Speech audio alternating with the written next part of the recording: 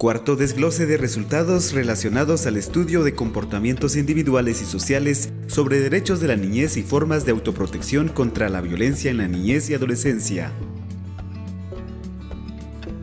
Estilos y prácticas de crianza. Algunas de las formas de crianza y de estilos educativos que hemos tenido en la casa ha sido a través de la represalia, del regaño, del castigo, cuando las cosas no funcionaban, cuando las cosas no se hacían como las personas adultas lo deseaban. Y eso, los estudios en psicología nos van diciendo que no es adecuado, porque lastima las emociones de los niños, niñas, adolescentes. Existen diferentes maneras, estilos o prácticas de crianza con los hijos e hijas. Algunas veces los padres pueden considerar que corregir o disciplinar con castigo o violencia física es algo correcto porque les da autoridad. A continuación se conocerán los resultados de los tipos de castigo, formas y prácticas de crianza que los adultos consideran o practican. Tipos de castigo. La mitad de los adultos consideran que los padres que no corrigen o disciplinan a los hijos e hijas por medio del castigo físico como cincho, chicote, golpes o gritos es por falta de carácter, y esto sube al 80.3% cuando se habla de la norma social. Consideran que hay personas en su comunidad que creen esto. Es importante mencionar cómo las normas sociales influyen en el comportamiento de los individuos porque pesa mucho el qué piensan, qué creen y qué hacen los demás, y esto influye en las prácticas individuales. Si la mayoría de adultos considera que el castigo físico es tener carácter y quienes no lo hacen es por falta de carácter, hablamos de la influencia de las normas sociales.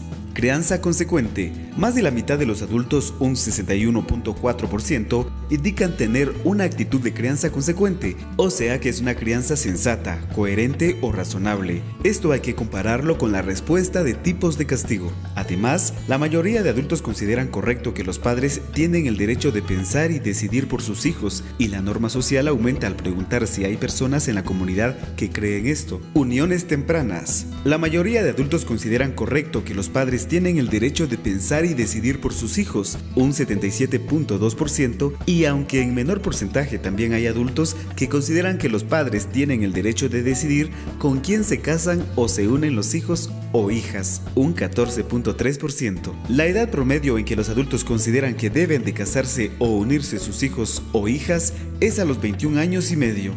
Embarazo en adolescentes. Hay un porcentaje representativo de adultos, el 18.1%, que consideran que las hijas deben embarazarse siendo aún adolescentes, es decir, a los 19 años o menos. El problema del embarazo en adolescentes en Guatemala es alarmante. Los datos del país muestran que 1 de cada 5 mujeres adolescentes entre 15 a 19 años ha tenido hijos o ha estado embarazada. 88% de las mujeres unidas antes de los 18 años también tuvieron su primer hijo antes de esa edad.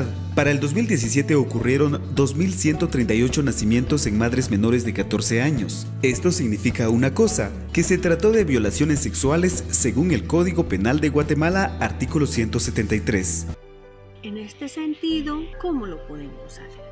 Lo primero de todo es que tenemos que saber manejar nuestras propias emociones. Hoy en día, cualquiera de nosotros, las personas adultas, nos sentimos tristes, enojados, con incertidumbre, con miedo, con preocupaciones. Y esas emociones son normales y naturales en esta época. Lo que no debemos hacer es trasladarlo a los niños, niñas, adolescentes que se encuentran viviendo con nosotros y nosotras. Lo segundo que tenemos que hacer es entender que el construir un estilo educativo distinto, en lo que llamamos la crianza saludable, va a ser un proceso, es decir, va paso a paso. No se va a lograr de un día para otro abrir un espacio de comunicación, de diálogo, de plática. Y lo tercero es cómo construimos ese espacio de diálogo, de comunicación y de plática.